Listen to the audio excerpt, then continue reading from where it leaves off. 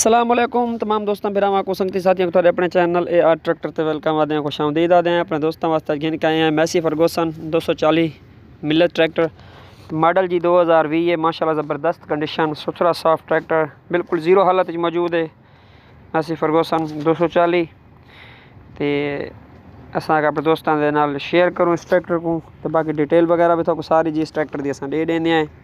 Model जी 2020 है तो जी इस ट्रैक्टर दे मैंने खुले कागज़ इन कैश दे नंबर वगैरह नहीं लगा होया। तो जी इनकी लोकेशन है जी ज़िला टोबा कमालिया शहर ते अगे रजाना दे लोकेशन है जी। रजाना शहर के ट्रैक्टर तुहानू मिल सी उत्थों देख सकते वे। जी इनकी डिमांड है मालिक इस टाइम इनकी जी 12 लाख ते 20,000 करेंदे पैन मौके ते मुहब्बत की वैसे। उस तो इलावा जी डिमांड तो दसा दी से, लोकेशन भी दसा दी से। तो बाकी मेहरबानी करके जैसा फ़ोन नंबर जी वीडियो के लास्ट दे दे सो मालिक नाल डायरेक्ट रब्ता कर सकते वे। तो बाकी मेहरबानी करके नवे आने वाले व्यूअर सारे चैनल को जरूर सबसक्राइब किया करो।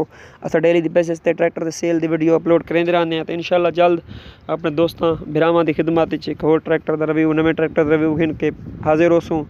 उस टाइम तक अपने दोस्तों भरावां को इजाज़त गिनसूँ। अल्लाह हाफिज़, फ़ी अमान अल्लाह, रब रखा।